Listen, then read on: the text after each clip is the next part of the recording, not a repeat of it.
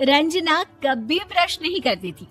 उसे कितनी बार उसके माँ बाप ने डांटा, लेकिन उसका कोई असर उस पर होता ही नहीं था, जिस कारण से उसके दांत पीले पीले हो जाते हैं।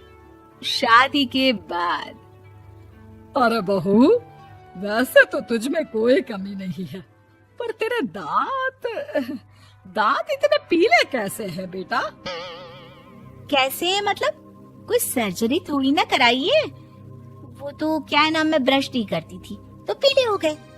अब क्या करूं? आप कहें तो लाल करवा लूं या फिर काले? यार ये क्या है, क्यों माँ से लड़ रही हो? लड़ रही हूँ? अरे मैं लड़ रही हूँ या ये बोल रही है कि दांत पीले हैं, पीले। अरे तपस्या थोड़ी ना की है इन्हें पीले करने के लिए। बकायदा ब्रश नहीं किया है 20 साल तक, तब जाकर। छी, कैसी बात कर रही हो? ये उस वक्त तो पीले नहीं थे जब हम लोग तुम्हें देखने आए थे। अरे तब साफ करवा लिया होगा डेंटिस्ट के पास जाकर। अब देखो कैसे पीले पीले लग रहे हैं। रंजना सास की तरफ गुस्से से देखती है। फिर शुरू हो गई पीले पीले पीले। अरे पीले तो तब भी थे जब मेरे हाथ का रसगुल्ला उड़ा उड़ा कर खा रही थी और बोल रही थी, लड़की नहीं गुणों का खजाना दे रहे भाई साहब आप। खैर, अब वो लोग करते भी तो क्या करते, पीले दांत वाली बहू पल्ले पड़ी थी तो झेलना तो था ही। एक दिन कीर्तन में रंजना गाना गा रही थी। अरे कमला बहन, माँ का द्वार है, यहाँ तो सब शुद्ध होकर आते हैं, फिर अपनी बहू को ब्रश भी नहीं करवाती तुम। दूर से पीले पीले दांत भक्ति में बाधा उत्पन्न कर रहे हैं। अरे कोई 2 साल के बच्चे थोड़ी ना लेकर आई हूँ मैं बहू बनाकर। अच्छी खासी लड़की है, अरे कैसे करवाऊं ब्रश? ये तो उसे खुद करना चाहिए ना। अब माँ बाप तो इसके जैसे तैसे निपटा दिए, ये नहीं सोचा कि सास कैसे संभालेगी।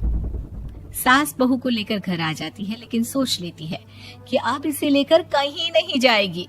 अगले रोज बहू कहती है, अरे क्या हो गया, मंदिर नहीं जाना क्या? कीर्तन का वक्त हो रहा है। मेरी मधुर वाणी से कान्हा जी जागते हैं और सोते हैं। आप तो जानती है ना उनकी भक्ति में कितना मन लगता है मेरा। वो क्या है ना, तबीयत ठीक नहीं लग रही है मेरी, आराम करूंगी मैं। तबीयत ठीक नहीं लग रही?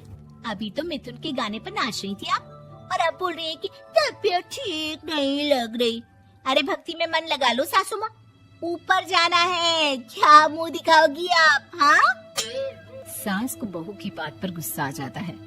मैं क्या मुंह दिखाऊंगी, इसकी चिंता तो ना कर, समझी?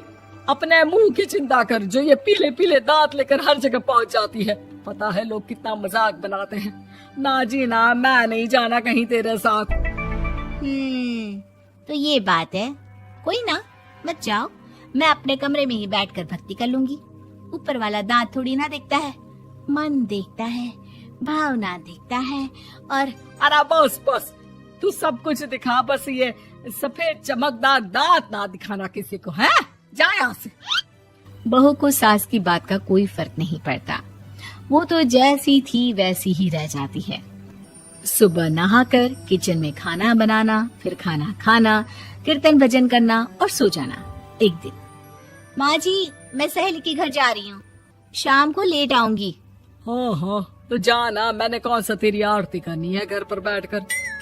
रंजना सहेली के घर जाती है, जहाँ वो पार्टी में जाने की तैयारी कर रही होती है। अरे शिखा, कहाँ जाने की तैयारी कर रही है? मैं गलत वक्त पर आ गई क्या? अरे नहीं यार, उल्टा सही वक्त पर आई है। मैंने ये साड़ी और ज्वेलरी निकाली है यार, शाम को इनके ऑफिस की एक पार्टी में जाना है। बताना कैसा लग रहा है ये सब? नहीं यार, इस ड्रेस के साथ तो वो वाली ज्वेलरी अच्छी लगेगी। हाँ हाँ सही बोल रही है, मैंने ध्यान ही नहीं दिया। वैसे तो हमेशा से मस्त फैशन सेंस रखती है। तो बड़ा जाती होगी ना पति के साथ पार्टी में।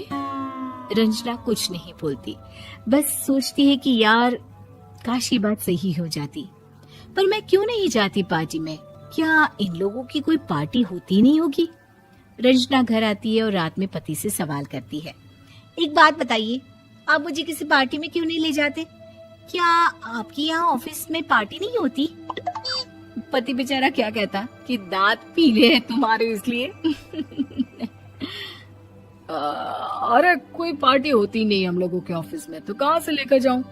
और मार्केट, मॉल, कहीं वीकेंड घूमना, कहीं तो। अरे यार, सारे हफ्ते में एक छुट्टी मिलती है, तो सोचता हूँ कि आराम ही कर लूं। क्यों?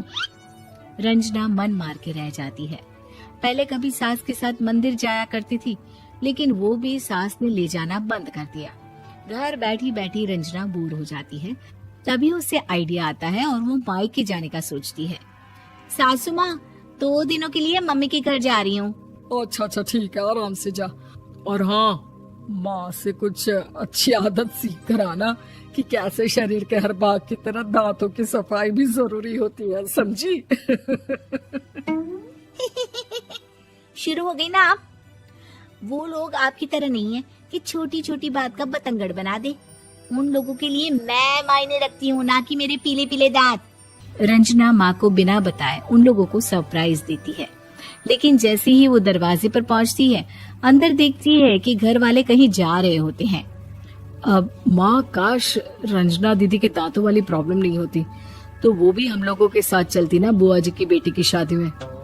हाँ बेटा, लेकिन अब उसे कौन समझाए कि उसको उसके पीले दांत नहीं दिखते, लेकिन उसके आसपास के लोगों को कितना एम्बैरेसिंग फील कराते हैं।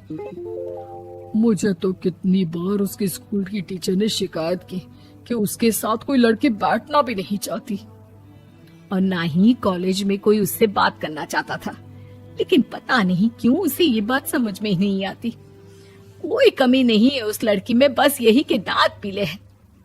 वो तो भला हो जीजा जी और उनकी माँ का, जो दीदी को जैसी है वैसे ही रखा हुआ है। रंजना को अपने घर वालों की बात सुनकर बहुत दुख होता है।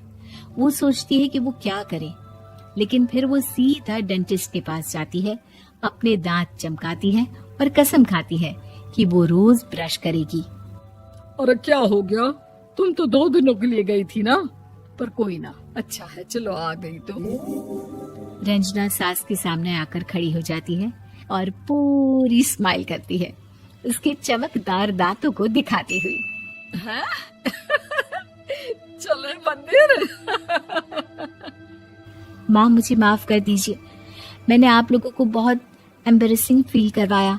मैं आज से रोज ब्रश करूंगी।